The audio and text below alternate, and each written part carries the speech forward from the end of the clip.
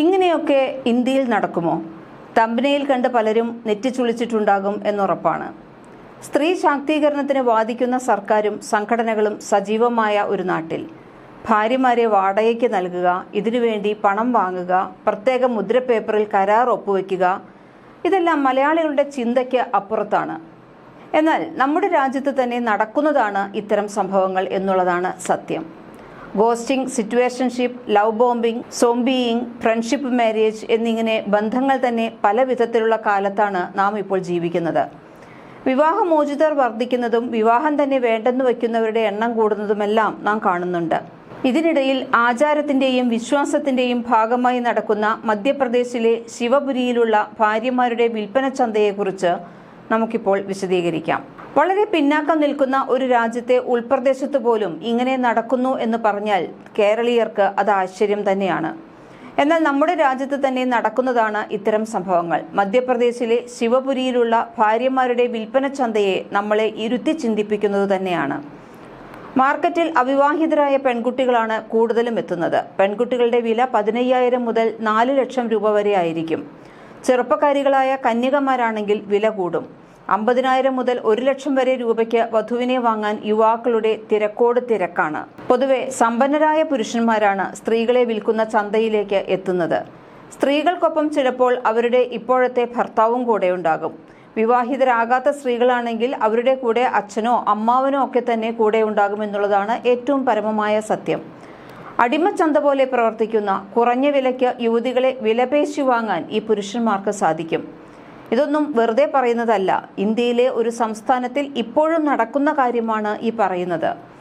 മധ്യപ്രദേശിലെ ഗോളിയോർ ഡിവിഷനിലാണ് ശിവപുരി ജില്ല. ഇവിടെ വർഷങ്ങളായി നടക്കുന്ന സമ്പ്രദായമാണ് ഇത്. ഇവിടെയുള്ള സാമ്പത്തികമായി പിന്നാക്കം നിൽക്കുന്ന ഗോത്ര വിഭാഗത്തിലാണ് കരാർ വിൽപ്പന ഏറ്റവും കൂടുതലുള്ളത്. ഞെട്ടിക്കുന്ന ഈ ദുരാചാരം ഇപ്പോഴും തുടരുന്നതിന് കാരണം കേസ് നൽകാൻ ആരും തയ്യാറാവാത്തതുകൊണ്ടും കേസ് എടുക്കാൻ സർക്കാരുകൾ താല്പര്യം കാണിക്കാത്തതുകൊണ്ടും ആണ് എന്ന് പറയുന്നു.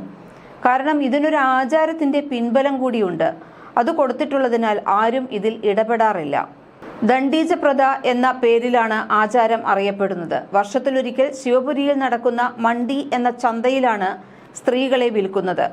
ചന്തയിലെത്തിയ മറ്റു വസ്തുക്കളെ പോലെ സ്ത്രീകളെയും വിൽക്കുകയാണ് ചെയ്യുന്നത്. സ്ത്രീകളെ 1 മാസം മുതൽ 1 വർഷം വരെ വാടകയ്ക്ക് നൽകും. ഈ ഉത്സവം അല്ലെങ്കിൽ ഈ മാർക്കറ്റ്, ഒരു വർഷത്തെ മാർക്കറ്റ്, വർഷത്തിലൊരിക്കലാണ് ഈ മാർക്കറ്റ് കൂടുന്നത്. അപ്പോൾ ഈ 1 വർഷം മുതൽ അടുത്ത വർഷം അടുത്ത മാർക്കറ്റ് കൂടുന്നതുവരെ ആ 1 വർഷക്കാലത്തേക്കും വാടകയ്ക്ക് എടുക്കാറുണ്ട്.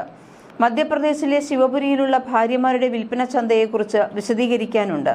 സമ്പന്നരായ പുരുഷന്മാരാണ് സ്ത്രീകളെ വിൽക്കുന്ന ചന്തയിലേക്ക് എത്തുക എന്ന് പറഞ്ഞുവല്ലോ. ഇവർക്ക് വിവാഹം കഴിക്കാൻ താല്പര്യമില്ലാതെ വരുമ്പോഴോ അല്ലെങ്കിൽ എന്തെങ്കിലും കാരണത്താൽ വിവാഹം നടക്കാതെ വരുമ്പോഴോ ഒരു പങ്കാളിയെ കണ്ടെത്താൻ കഴിയാതെ വരുമ്പോഴോ ഒക്കെയാണ് ഇവിടെ വന്ന് കുറഞ്ഞ വിലയ്ക്ക് ഒരു സ്ത്രീയെ പ്രതിമാസം അല്ലെങ്കിൽ വാർഷികാടിസ്ഥാനത്തിൽ ഭാര്യയായി വാടകയ്ക്ക് എടുക്കുന്നത്.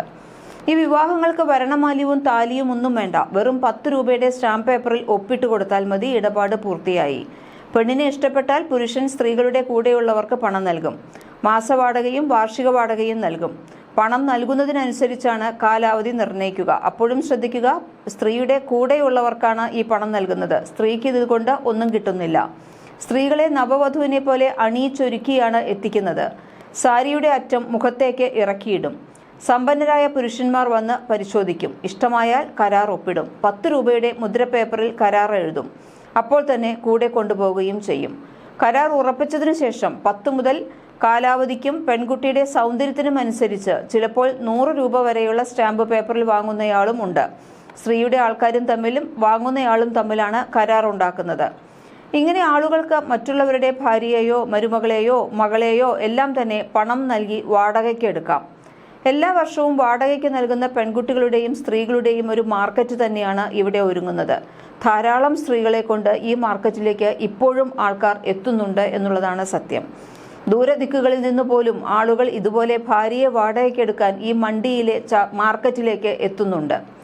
ഈ കരാർ അവസാനിച്ചു കഴിഞ്ഞാൽ അത് പുതുക്കാനും വേണ്ടെന്ന് വയ്ക്കാനും പുരുഷനാണ് അധികാരമുള്ളത്. സാധാരണയായി 1 മണിക്കൂർ മുതൽ പരമാവധി 1 വർഷം വരെയാണ് കരാറുള്ളത്. കരാർ കാലാവധി കഴിയുമ്പോൾ തിരിച്ച് ചന്തയിൽ തന്നെ എത്തിക്കും. ആവശ്യമെങ്കിൽ കരാർ പുതുക്കും, അല്ലെങ്കിൽ സ്ത്രീയുടെ ഭർത്താവിനൊപ്പം അല്ലെങ്കിൽ ബന്ധുവിനൊപ്പം തിരിച്ചയക്കും. ശേഷം വേണമെങ്കിൽ മറ്റൊരു സ്ത്രീയുമായി വീട്ടിലേക്ക് പോകുകയും ചെയ്യാം. പക്ഷേ ഈ ആദ്യം പറഞ്ഞ സ്ത്രീയെ വിൽക്കാൻ മാർക്കറ്റിലേക്ക് കൊണ്ടുപോരുമ്പോൾ കഴിഞ്ഞ വർഷം ഇവിടെ നിന്ന് വിറ്റുപോയ ഭർത്താവോ അല്ലെങ്കിൽ ബന്ധുക്കളോ തിരിച്ചെത്തിയിട്ടില്ലെങ്കിൽ ഈ സ്ത്രീ എവിടെ പോകും എന്നുള്ളത് ഒരിക്കലും ഇവിടെ ഒരു വിഷയമായി മാറുന്നില്ല എന്നുള്ളതാണ് സത്യം. കാരണം സ്ത്രീകളുടെ കാര്യങ്ങളുമായി യാതൊരു വിധത്തിലുള്ള ചർച്ചയും ഇതുവരെ നടന്നിട്ടില്ല. അവർ പിന്നീട് സ്വയം അവരുടെ വീട്ടിലേക്ക് തന്നെ പോകുന്നുണ്ടായിരിക്കാം, അല്ലെങ്കിൽ അവർ മറ്റു മാർഗങ്ങൾ നോക്കുന്നുണ്ടായിരിക്കാം. എന്തായാലും അവർ വീണ്ടും ഒരു വിൽപ്പന ചരക്കായി മാർക്കറ്റിൽ അങ്ങനെ നിൽക്കും. ചില പുരുഷന്മാർ തങ്ങളുടെ ഭാര്യമാരെ വരെ വിൽക്കുകയോ വാടകയ്ക്ക് കൊടുക്കുകയോ ചെയ്ത സംഭവങ്ങളുണ്ട്. പണത്തിനു വേണ്ടി ചിലപ്പോൾ ഒരു വർഷത്തേക്ക് ഭാര്യയെ വലിയ രൂപയ്ക്ക് മറ്റൊരു സമ്പന്നന് വാടകയ്ക്ക് കൊടുക്കുന്ന ആൾക്കാരുമുണ്ട്. ഭർത്താക്കന്മാർക്ക് പണം സമ്പാദിക്കാനുള്ള ഒരു മാർഗമായി ഇത് മാറുന്നു. വലിയ തുകയ്ക്ക് ഭാര്യയെ ഒരു വർഷം മറ്റൊരാൾക്ക് കൈമാറുക. സ്ത്രീക്കും വേണമെങ്കിൽ കരാർ ഇടയിൽ വെച്ച് ലംഘിക്കാം എന്നുള്ളത് മാത്രമാണ് ഇവിടെ മറ്റൊന്നുള്ളത്. പക്ഷെ അങ്ങനെ ചെയ്യുമ്പോൾ സ്ത്രീ ഇത് ചെയ്യുകയാണെങ്കിൽ ഈ സ്റ്റാമ്പ് പേപ്പറിൽ സത്യവാങ്മൂലം നൽകണം. അതിനുശേഷം അവൾ നിശ്ചയിച്ച തുക ഭർത്താവിന് തിരികെ നൽകേണ്ടതാണ്.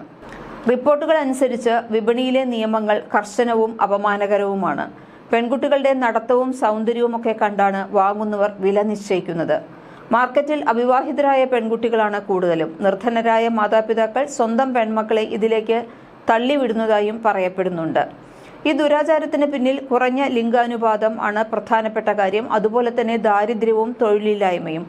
മധ്യപ്രദേശിൽ മാത്രമല്ല, ഗുജറാത്തിലെ ചില പ്രദേശങ്ങളിലും ഇത്തരം കേസുകൾ ഉയർന്നു വന്നിട്ടുണ്ട് എന്നാണ് ഇപ്പോൾ റിപ്പോർട്ടുകൾ വരുന്നത്.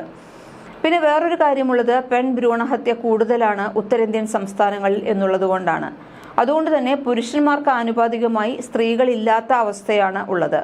ഈ സാഹചര്യത്തിൽ മറ്റൊരാളുടെ ഭാര്യയെ വാടകയ്ക്ക് എടുക്കേണ്ടി വരുന്നത് എന്ന് പറയുന്നു. കാരണം സ്ത്രീകളുടെ എണ്ണം ഇല്ല. എല്ലാ പുരുഷന്മാർക്കും ഓരോരോ സ്ത്രീകളെ വിവാഹം ചെയ്ത് കൊടുക്കുവാനുള്ള സ്ത്രീകളുടെ എണ്ണം UP-യിലൊന്നും കിട്ടുന്നില്ല. അതുകൊണ്ട് തന്നെയാണ് ഇങ്ങനെ ചെയ്യുന്നതെന്ന് പറയുന്നു. പ്രത്യേകിച്ച് ചില ജാതി ഗ്രൂപ്പുകളിൽ പ്രധാനമായിട്ടും താഴ്ന്ന ജാതിയിൽപ്പെട്ട ദരിദ്ര കുടുംബങ്ങളിലെ സ്ത്രീകളാണ് ഇത്തരത്തിൽ വിൽപ്പന ചരക്കുകളാകുന്നവരിൽ ഭൂരിഭാഗവും.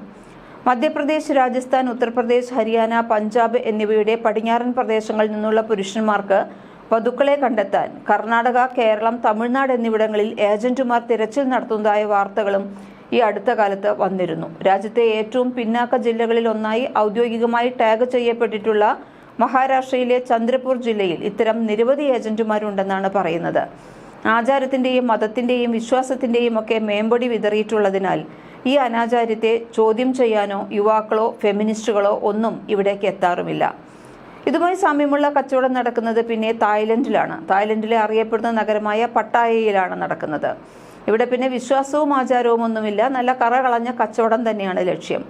ഭാര്യയെ വാടകയ്ക്ക് അല്ലെങ്കിൽ ബ്ലാക്ക് പേൾ എന്നറിയപ്പെടുന്ന ഈ കച്ചവടത്തിൽ ഒരു നിശ്ചിത കാലയളവിലേക്കായി സ്ത്രീകളെ പണം കൊടുത്ത് സ്വന്തമാക്കുന്നു. ഇത്തരത്തിൽ വാടകയ്ക്ക് വാങ്ങിക്കപ്പെടുന്ന സ്ത്രീകൾ ഭാര്യയുടേതായ എല്ലാ കടമകളും നിർവഹിക്കേണ്ടതുണ്ട്. പണ്ടുകാലങ്ങളിൽ സംസ്കാരത്തിന്റെ ഭാഗമായിരുന്ന ഈ രീതി ഇന്ന് തായ്ലൻഡിൽ വെറും ബിസിനസ് മാത്രമായി മാറിയിരിക്കുന്നു. പട്ടായയിൽ എത്തുന്ന ടൂറിസ്റ്റുകളാണ് കൂടുതലും ഇങ്ങനെ സ്ത്രീകളെ ഭാര്യയായി വാടകയ്ക്ക് എടുക്കുന്നത്. ഇത്തരം ബന്ധങ്ങൾക്ക് നിയമസാധുതയൊന്നുമില്ല. കുറച്ചു ദിവസത്തേക്ക് മുതൽ മാസത്തേക്കുള്ള ഹ്രസ്വകാല കരാറുകൾ മാത്രമാണ് ഇവയ്ക്കുള്ളത്.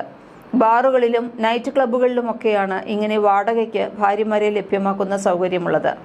വയസ്സ്, സൗന്ദര്യം, വിദ്യാഭ്യാസം, കരാർ കാലാവധി എന്നിവ അനുസരിച്ചാണ് വാടക നിരക്ക് നിശ്ചയിക്കുന്നത്. $1,600 മുതൽ $1,16,000 വരെയാണ് ഇവിടെ വാടക നിരക്ക് എന്ന് പറയുന്നു.